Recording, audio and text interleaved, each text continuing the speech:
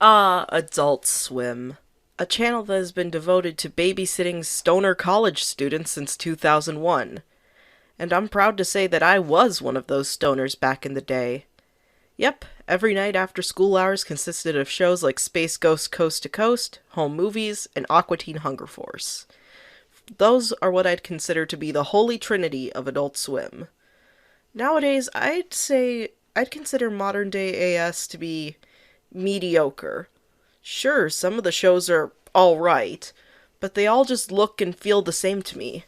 It's like every show is trying to be the next Rick and Morty or Family Guy. Has since been taken off the network as of September 2021. But recently, I've been given a shrivel of hope. Enter Smiling Friends. Yep, this is probably one of the best Adult Swim shows I've seen in ages. The series centers around a charity devoted to making people smile. And who are the workers in this charity? Well, there's Charlie Dompler, the more serious and laid-back yellow critter, and Pim Pimling, a pink ball of overwhelming positivity and optimism. These two are the main characters in the series, where in almost every episode, it involves the two being sent out to, you guessed it, make someone smile. There are two other workers who have yet to be further fleshed out aside from two side plots. Those are the weird but lovable Alan and a smaller green critter named Glep. As of now, there have only been 9 episodes, with one of them being a special called The Smiling Friends Go to Brazil. But we won't be talking about that today. We'll be discussing the season finale. Or what would have been the season finale. For context, the season finale, known as Charlie Dies and Doesn't Come Back, takes place during Christmas time. When the critters go to find a tree for the office, Pim and Charlie get into some pretty heated argument about how the two are just polar opposites.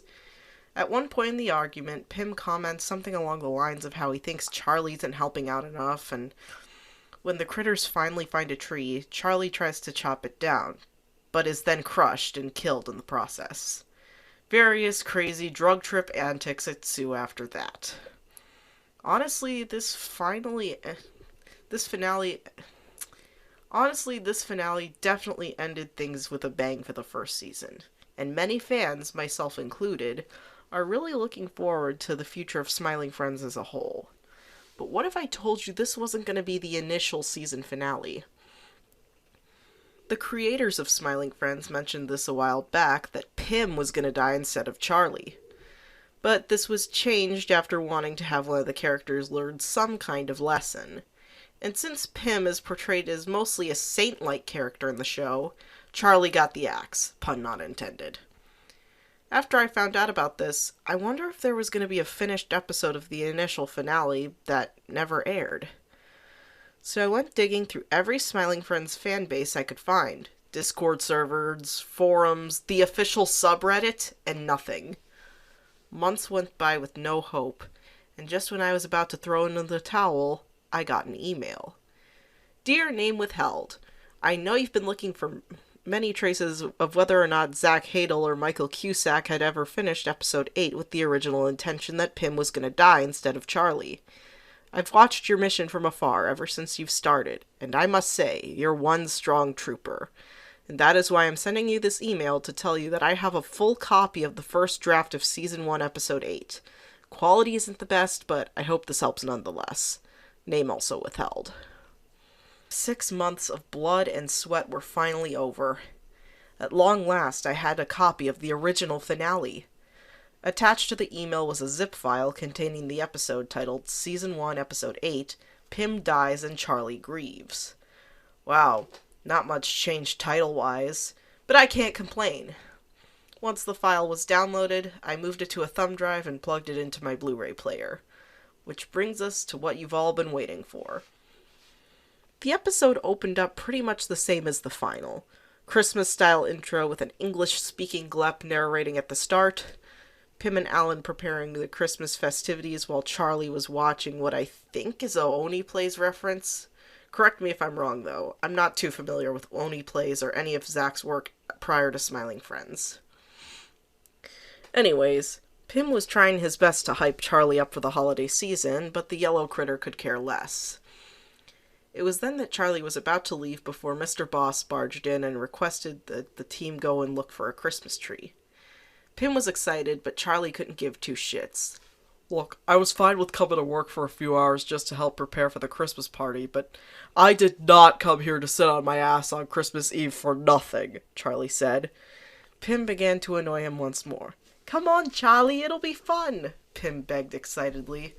Charlie was about to respond before Alan pulled the two apart and suggested they go look for a tree before the weather got bad. When the critters got to their destination, it was quiet for a minute. No, there wasn't any missing audio or anything. It was just silence. Well, except for Pim going off about how excited he was about Christmas. Glep and Alan didn't care. They wanted Pim to be happy, but also feared Charlie's response. Pim kept going on and on about how excited he was about celebrating Christmas with his fellow co-workers. As he kept talking, Charlie's face turned red with anger before he swiftly turned towards Pim. Nobody cares, he shouted, causing the others to stop in their tracks. Are you okay, Charlie? Pim questioned as Charlie stuttered over him, trying to find the right words. The yellow critter was so angry that the snow he was standing on melted around him. Comedic effect, I guess. Glep was about to speak before Alan put his hand over the smaller critter's mouth. Pim, all you've ever fucking talked about since I got to work was how excited you were for the holidays. I mean, we get you're hyped, but you don't need to shove it down our throat, Charlie stammered, trying not to lash out at Pim. The pink critter could sense Charlie's anger and tried to talk to him once more. Charlie, stop! Just fucking stop! Charlie shouted back, causing Pim to fall into the snow. I'm just so sick of your constantly cheerful demeanor. It's like you can never do anything wrong. You can't feel anything other than... Charlie then balled his hands into fists, but then he broke. The critter was seeing nothing but red, leading the creators going as far as to put a red hue on the screen for comedic effect as he went off on Pim. I can't remember everything that Charlie said during that rant, but it ended with something along the lines of, I wish I never even met you, Pim. You're just that unbearable to work with. I know it sounds pretty formulaic, but I didn't write the script here. Pim's squiggly pupils shrunk with shock. Before he could respond, he took a snowball to the face. The snowball then caused the tree to fall on top of him, crushing him like it did to Charlie in the final episode. I expected the flashing lights and imagery we got in the final episode, but instead it was just a shocked Charlie staring blankly at his dead friend. Charlie, Alan said, approaching the critter. He was about to put a hand on his friend's shoulder, but Charlie instead dropped to his knees and couldn't help but mourn the loss of Pim. Alan and Glep bowed their heads before the camera panned to the sky, zooming in closely on what looked to be a meteor of sorts. The meteor was Pim approaching the heavens. I should feel happy that I'm going to heaven, but something just doesn't feel right here, the pink critter muttered, looking down in hopes to see Charlie and his friends one last time before ascending into the afterlife. The only thing he could say was, I'm sorry, Charlie, before the Pim was absorbed into a beam of light. Before we could see Pim getting a warm welcome into heaven, it cut to Charlie, Alan, and Glep returning to the office. Mr. Boss greeted the sad trio, but was confused by first glance. What's the matter, boys? Didn't find a good tree? Mr. Boss asked. Alan slowly shook his head and looked over at Charlie. Charlie wiped his eyes with his shirt sleeve and looked at the boss. It's Pim. He's gone, Charlie said. What do you mean he's gone? Mr. Boss asked. He's dead, Mr. Boss. He's dead, Charlie cried before leaving the office. Mr. Boss was about to go after him before Alan stopped him. Give him time, Mr. Boss, Alan said. The scene cut to Charlie frantically running through the streets in hopes to get to his apartment as soon as possible. All he wanted to do was just shut himself out from the world. He couldn't help but blame himself for Pim's death. Back to Pim's story. It was just after the critter received his halo and wings of honor, and cut to a cutesy montage of the pink critter exploring the bright and colorful afterlife. The problem on Pym's end was no matter how hard he tried to make friends with the other angels, they all complained and rejected him for not being pure enough because he died so young, in their eyes.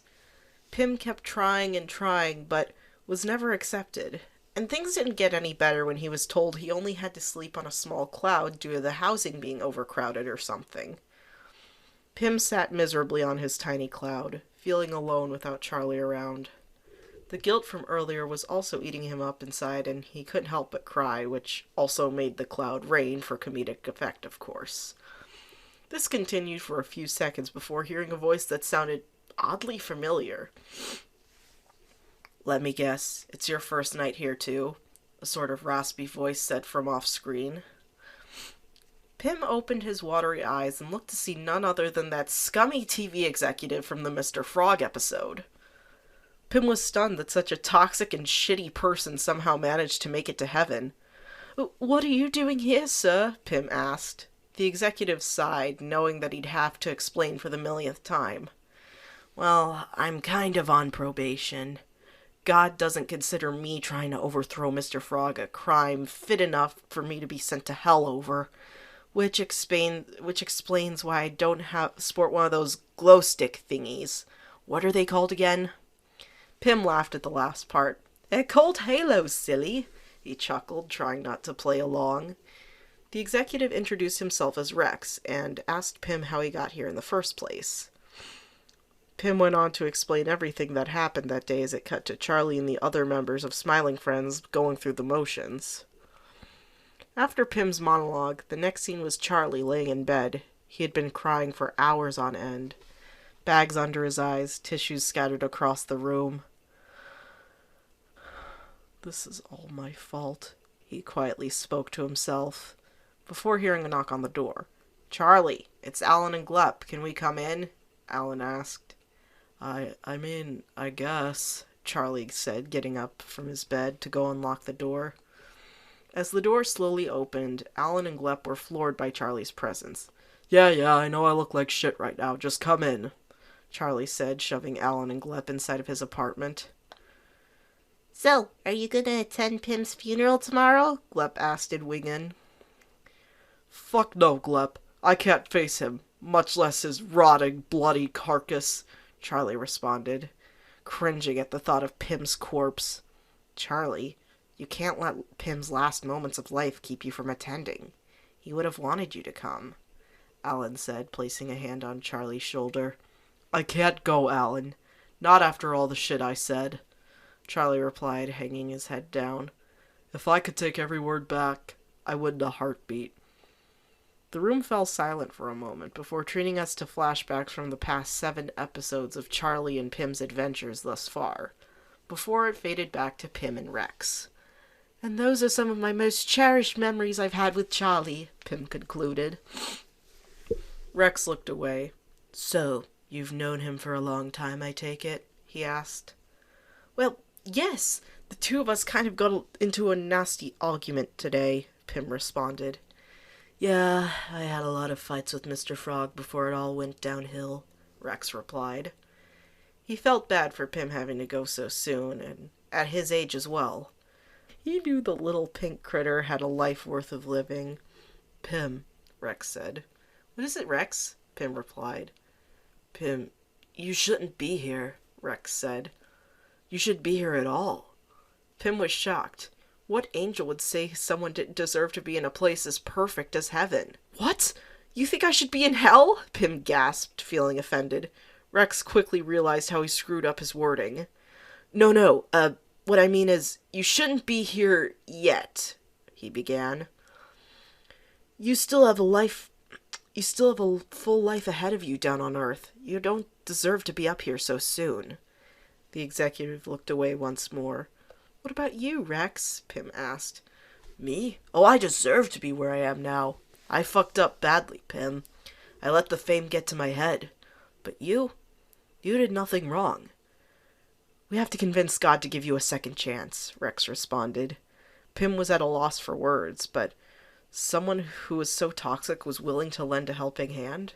This was an offer the critter could not refuse. It then cut to the next day. Everybody was at Pim's funeral. Even previous clients like Shrimp, Mr. Frog, and Desmond were attending. Everybody surrounded Pim's coffin as Mr. Boss gave the eulogy. Pim was a simple critter. He loved to laugh and make all of our wonderful clients smile. And it wasn't just the clients that beamed with delight, but his workers at the office as well. Charlie began to cry as Mr. Boss continued. "It's okay, Charlie," Alan whispered, wrapping his arm around Charlie. The workplace won't be the same without Pim, that's for darn sure. But we're not here to dwell on his passing. We're here to remember the life Pim brought into this cruel, fucked up world, Mr. Boss said. Before he could call Charlie or anyone else to share a few last words, a beaming pink light hit the coffin, almost blinding everyone. "What the—" Charlie gasped, uncovering his eyes only to see a fully clothed Pim standing above his coffin. "Pim?" Glep questioned. "It's a Christmas miracle," Mr. Voss exclaimed. Charlie teared up and ran towards Pim. "Charlie!" Pim yelled as the two hugged each other, with many awes coming from the crowd. "Oh, Pim, I'm so sorry for arguing with you yesterday," Charlie said, having a tight grasp on Pim. "It's okay, Charlie. That was all in the past. Now we can focus on the future," Pim replied. "Well, we've never given up on a job so far, right?" Charlie said before the camera zoomed out on an overview of the critters. The episode ended pretty much the same as the final, and honestly, it was a really great episode. Sure, I think the final product was probably the better choice in terms of storytelling, but this one had a lot of potential. And the ending was pretty decent for my taste. Can't wait to see what Season 2 will bring us Smiling Friends fans.